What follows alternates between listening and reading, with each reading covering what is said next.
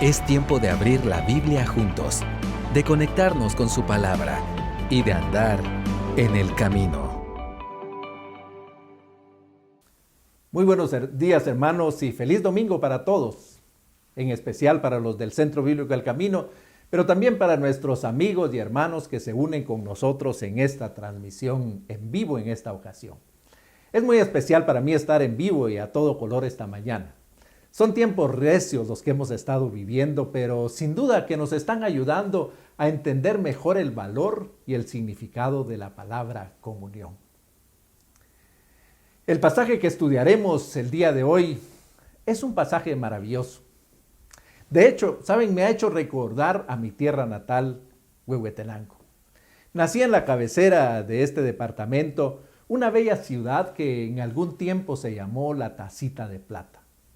Está anidada al pie de los majestuosos Cuchumatanes, aquellos azules y altos montes como los llamó Diego Salaverry.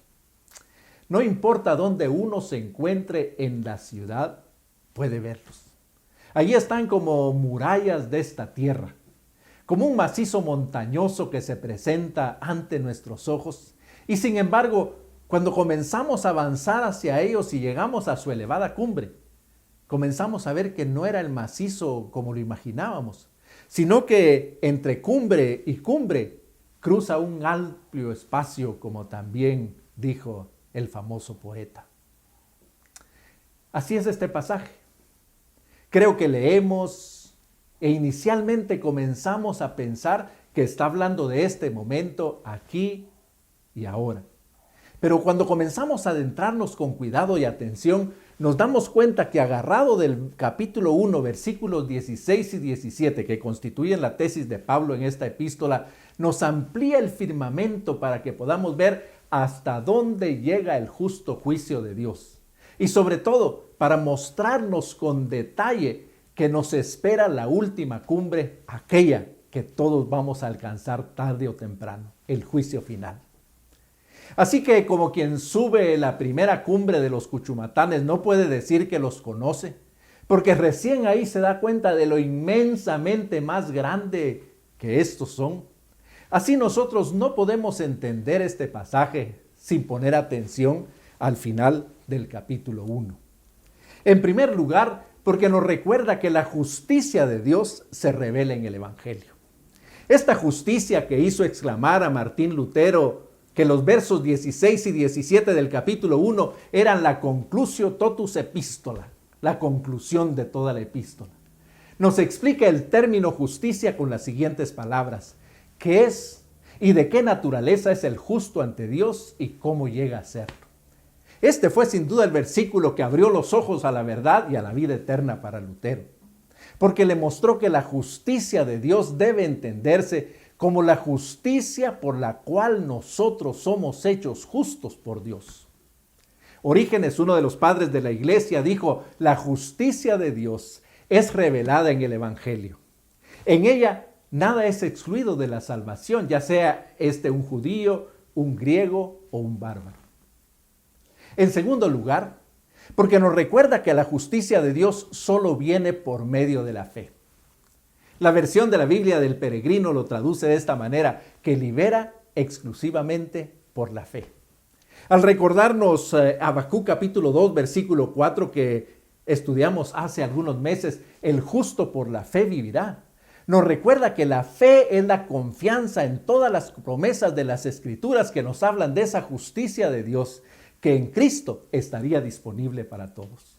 Así que la justicia de Dios se manifiesta en el Evangelio para dejarnos claro que hay un camino de salvación y este solo pasa por Jesucristo, que murió y resucitó por nosotros.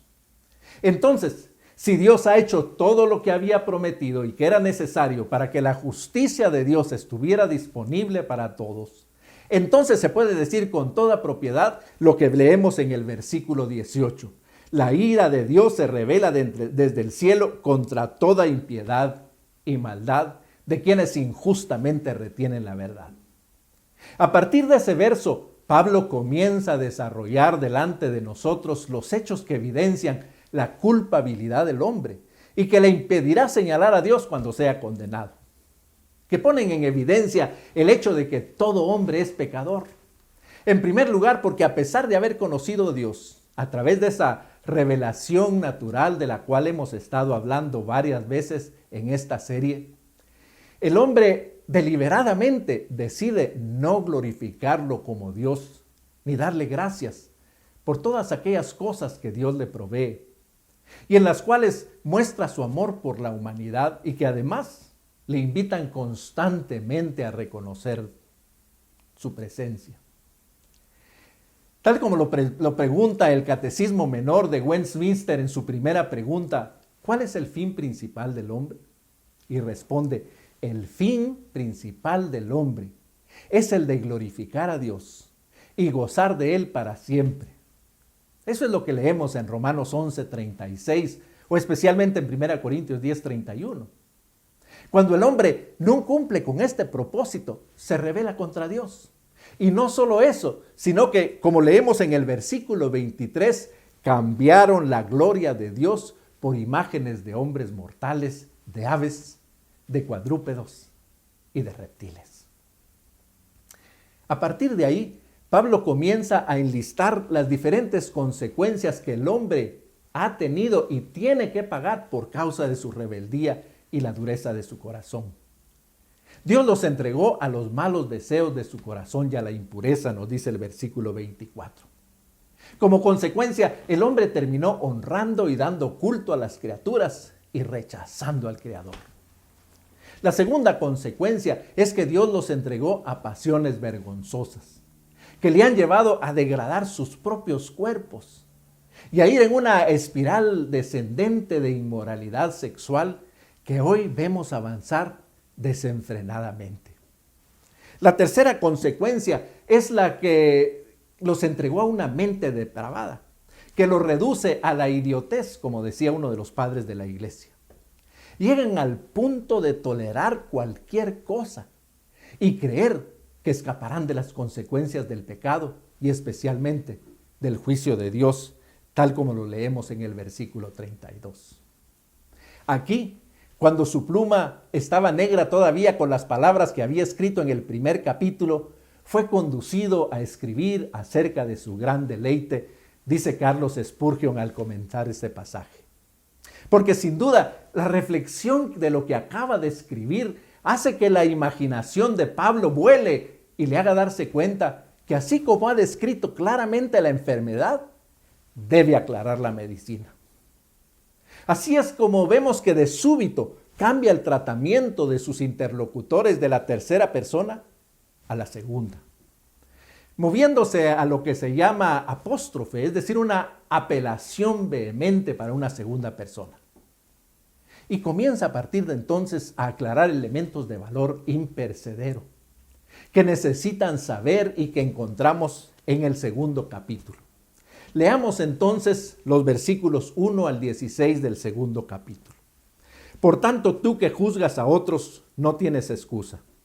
No importa quién seas, pues al juzgar a otros te condenas a ti mismo, porque haces las mismas cosas que hacen ellos.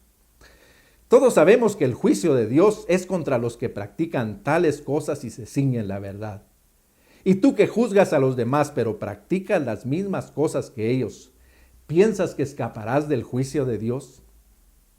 ¿No te das cuenta de que menosprecias la benignidad, la tolerancia y la paciencia de Dios? ¿Y que ignoras su benignidad que busca llevarte al arrepentimiento? Pero por la obstinación y dureza de tu corazón vas acumulando ira contra ti mismo para el día de la ira, cuando Dios revelará su justo juicio, en el cual pagará a cada uno conforme a sus obras. Dios dará vida eterna a los que perseverando en hacer el bien buscan gloria, honra e inmortalidad, pero castigará con ira a los que por egoísmo se rebelan y no obedecen a la verdad, sino a la injusticia. Habrá sufrimiento y angustia para todo el que hace lo malo. En primer lugar para los judíos, pero también para los que no lo son. En cambio, habrá gloria, honra y paz para todos los que hacen lo bueno, en primer lugar para los judíos, pero también para los que no lo son. Porque ante Dios todas las personas son iguales.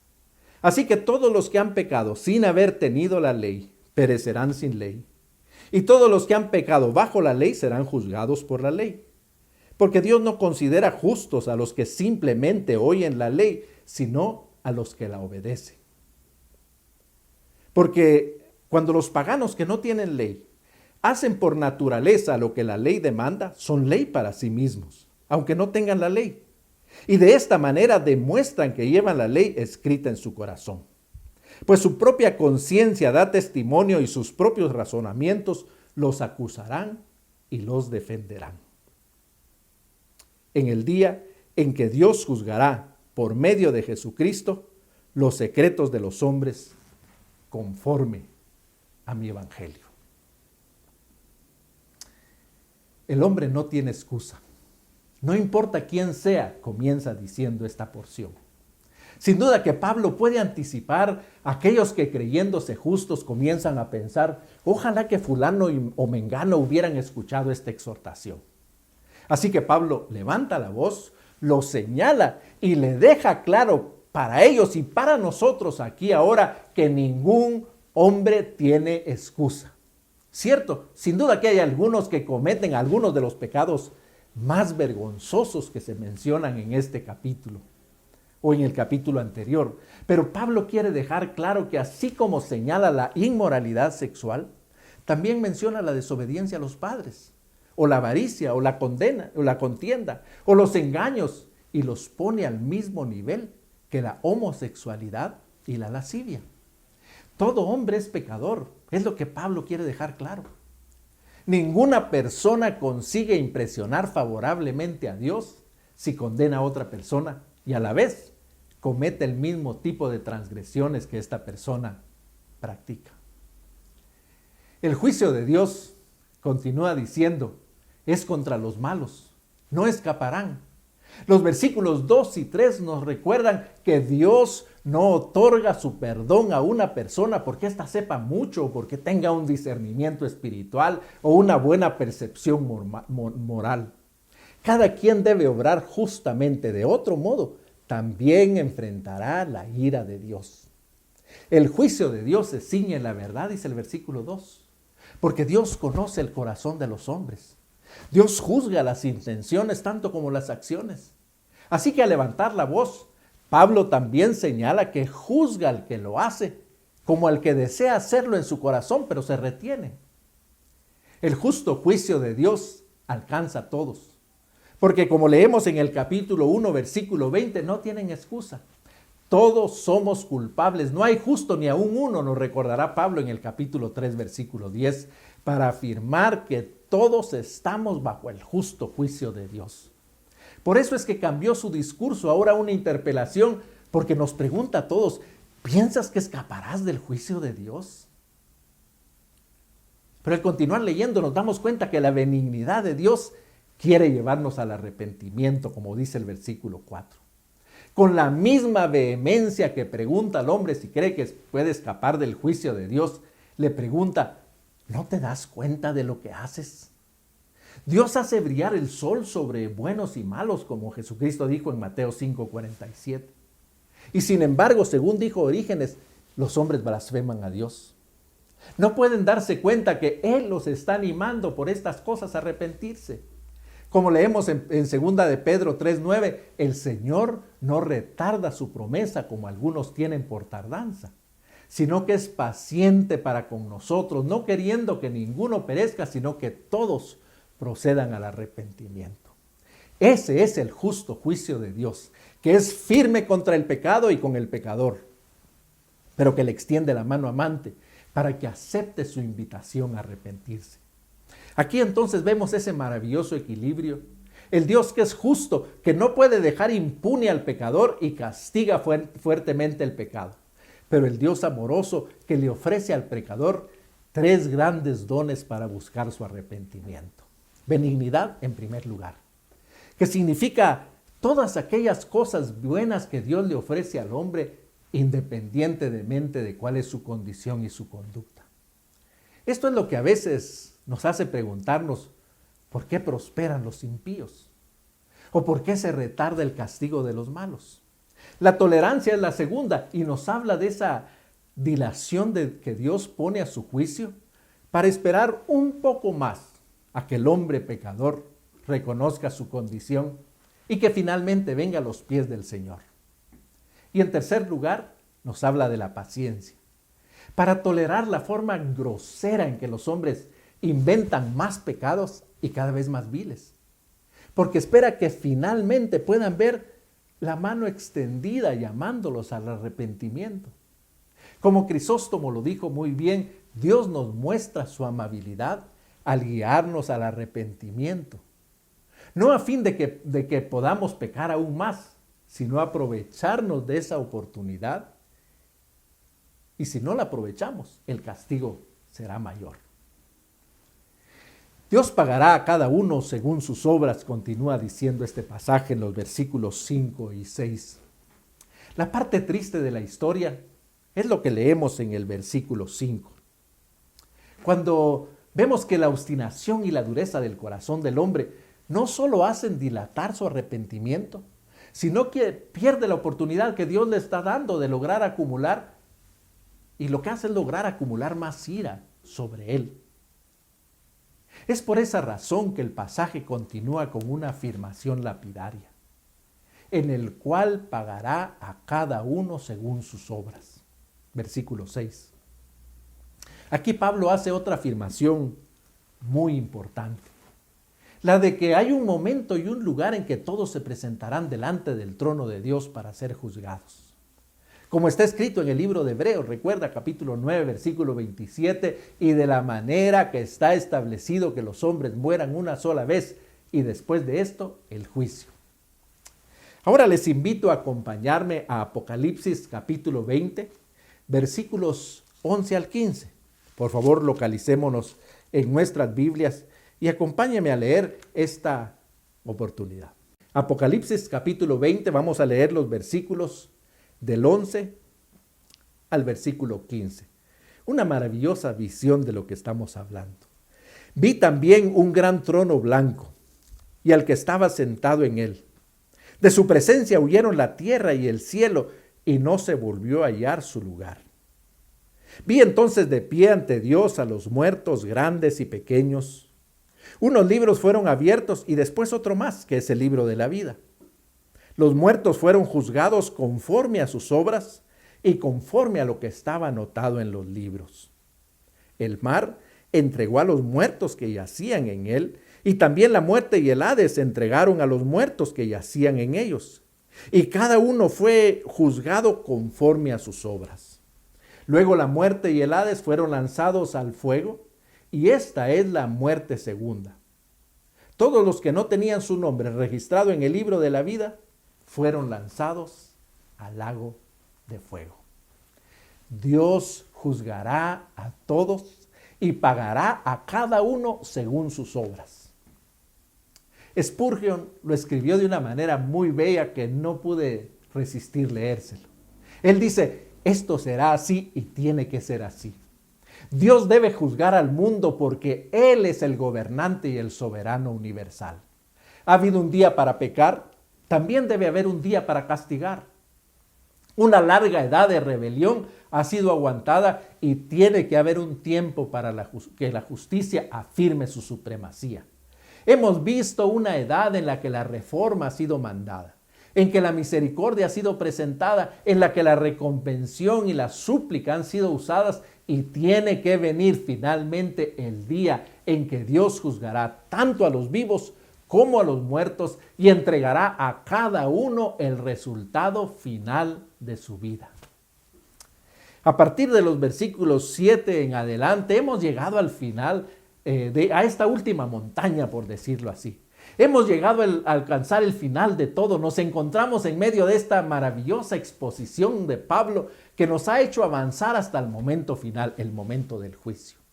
En los versículos 7 y 8 nos muestra que en el día del juicio el destino eterno de todos los hombres se decidirá. Tal como lo explican estos dos versos, vida eterna para quienes buscan en Cristo gloria, honra e inmortalidad, pero castigo e ira para que los que por egoísmo se rebelan y no obedecen a la verdad, sino a la injusticia. El pasaje nos despliega ese momento glorioso y a partir de ahí aclara nuestra vista para entender el mundo. Y nos muestra que aunque el día de hoy somos más de 7.800 millones de personas en el mundo, con una mezcla de razas, de lenguas, separados por culturas, por costumbres, por banderas, por fronteras y hasta por barreras, a partir de esta visión, ahora sabemos que toda esa humanidad se puede dividir completa y perfectamente en solo dos grupos: los salvos y los condenados. Los que recibirán la vida eterna y aquellos que recibirán el castigo eterno por sus pecados. Aquí es donde el apóstol pregunta de pronto: ¿en cuál grupo estás tú? Porque no hay número 3. En Juan capítulo 3, versículo 18, Jesucristo afirma enfáticamente: el que en él cree no es condenado, pero el que no cree ya ha sido condenado porque no ha creído en el nombre del unigénito Hijo de Dios. Así que de nuevo le pregunto: ¿en cuál grupo estás? ¿En el de los que son salvos porque han puesto su confianza plena en Jesucristo? ¿O en el de los que han sido condenados porque lo ignoran o porque lo han rechazado? Todos nacemos y vivimos por un tiempo en el grupo de los condenados. Pero cuando leemos el versículo 16, todo aquel que en él cree no se pierda, sino tenga vida eterna, nos aclara y nos puede decir en qué grupo estamos. Este pasaje me encanta. En primer lugar por la claridad, pero además porque nos presenta una estructura quiástica. Amo los quiasmos en la Biblia, la verdad los busco constantemente. Me parece que es una manera muy didáctica de enseñar, porque nos lleva, como en este pasaje del verso 1 al 8, en una ascensión de la cumbre de los Cuchumatanes. Luego, al llegar a la cima, nos trae despacio de vuelta para ir afirmando en nuestra mente lo que ya aprendimos en el ascenso. Así es este pasaje de Romanos capítulo 2. A partir de ahora comienza a volver en los siguientes versículos. Volvamos a Romanos versículos 9 y 10 y comienza entonces a repetir los resultados del destino eterno: sufrimiento y angustia para los que hacen lo malo y honra, gloria y paz para todos los que hacen lo bueno. Si vemos con detenimiento, nos está llevando un paso más allá del juicio para mostrarnos el destino eterno. Como que nos invita a seguir leyendo el Apocalipsis en los primeros versos del capítulo 21, ahí donde se nos presenta esta gloriosa escena del destino eterno, ese momento en el cual la nueva Jerusalén desciende ataviada como una novia que se adorna para su esposo. Nos afirma en esa porción que hay un lugar que recibe al perdido y lo libra de todas sus angustias. El dolor, la muerte, el llanto y el clamor pasaron, están ausentes de esta ciudad que sirve de marco para esta nueva y renovada relación entre el hombre y Dios. Libre de sus angustias y rodeado de Dios. Pero solo los que están inscritos en el libro pueden entrar. Solo aquellos que le han vencido, como dicen los versículos 7 y 9, o en el versículo 14 del capítulo 22. Solo los que han lavado sus ropas pueden entrar. Porque ante Dios todos son iguales. Nadie puede saltarse esa parte. En el versículo 11 afirma que este es el destino eterno de todos y que ninguno se saltará el momento de la verdad, ni por ser judío, ni por ser gentil, ni por ser religioso o piadoso. Tampoco por ignorar el mensaje, ni siquiera por no haberlo oído.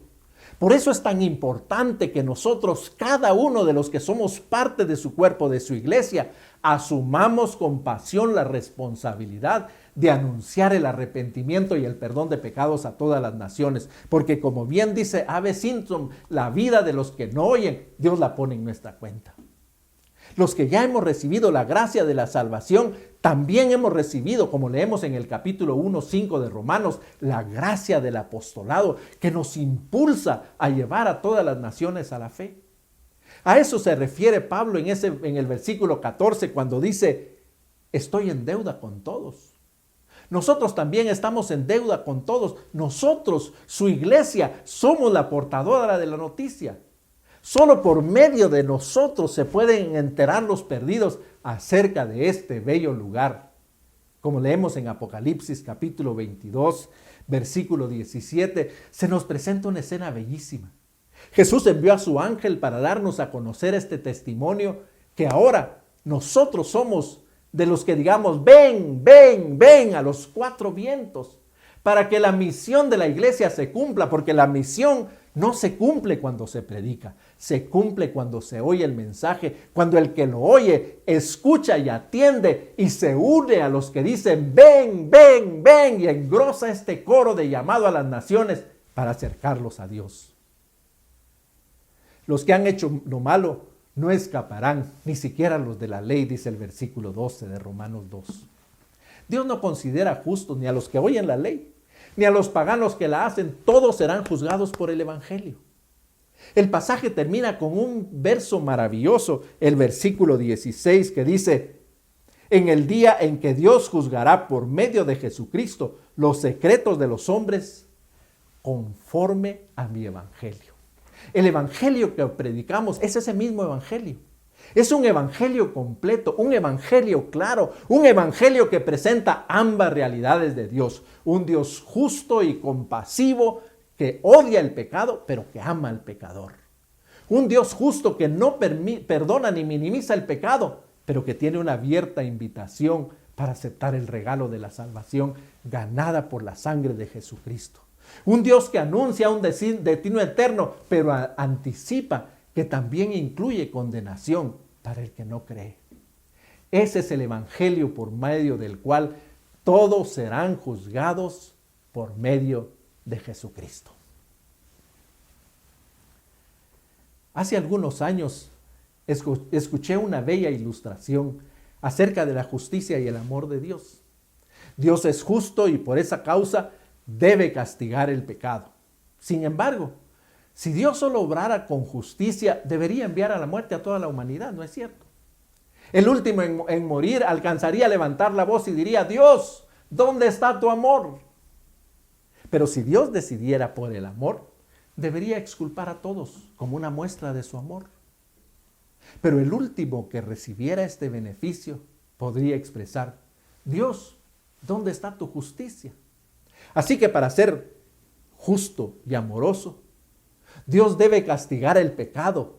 No puede exculpar al pecador, pero ama a todos y quiere salvarlos. Así que envió a su propio Hijo para que se hiciera carne y en la carne entregada su vida en pago por todos nuestros pecados. Como dice Isaías 53:6, mas Jehová cargó en él el pecado de todos nosotros. Él fue la paga por todos nuestros pecados. Él fue la paga por mis pecados y por tus pecados. El Señor Jesucristo murió para que pudieras alcanzar la salvación, para que si no lo has hecho el día de hoy puedas tomar esa decisión. Así Dios puede ofrecernos la salvación gratuitamente porque Jesucristo fue la víctima de su justicia, el cordero inmolado por mi pecado.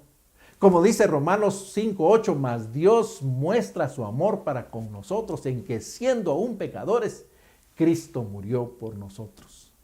Ahora puedes aceptar el regalo y escapar del grupo de los condenados y llegar a ser parte de los que obtienen la vida eterna. ¿En qué grupo estás? Es la pregunta que sigue abierta. ¿En cuál grupo perteneces? Ya sabes a dónde lleva cada grupo. ¿Estás en el grupo de los condenados? Aquellos que tendrán un destino de sufrimiento eterno, donde será, como dice la palabra, el lloro y el crujir de dientes. ¿O ya has aceptado a Jesucristo y estás en el grupo de los salvos? Tienes que tener una claridad en la mente, porque la palabra dice que el Espíritu da testimonio a nuestro espíritu de que somos hijos de Dios. Así que en esta mañana yo quiero preguntarte, ¿en qué grupo estás? ¿En qué grupo? ¿Has hecho una decisión personal por Jesucristo? Si no la has hecho, no hay esperanza para ti. Así declara es la palabra y así declara es esta porción. Dios no hace acepción de personas. El juicio de Dios es justo, pero su amor está hoy abierto para ti. Si reconoces esto que hemos hablado, si crees que eres pecador y estás destituido de la gloria de Dios, si crees que Jesucristo es verdaderamente el Hijo de Dios, el Cordero que fue inmolado por tus pecados y por mí, si decides voluntariamente aceptar el regalo de Jesucristo e invitarlo a tu corazón, la palabra dice que el Señor te dará vida eterna. La palabra dice que pasarás de muerte a vida.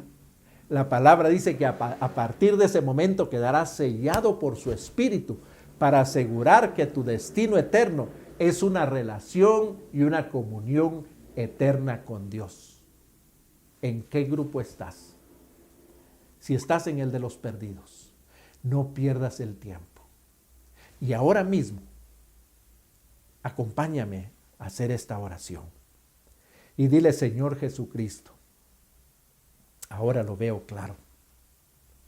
Señor, ahora veo mi presente y mi futuro con claridad.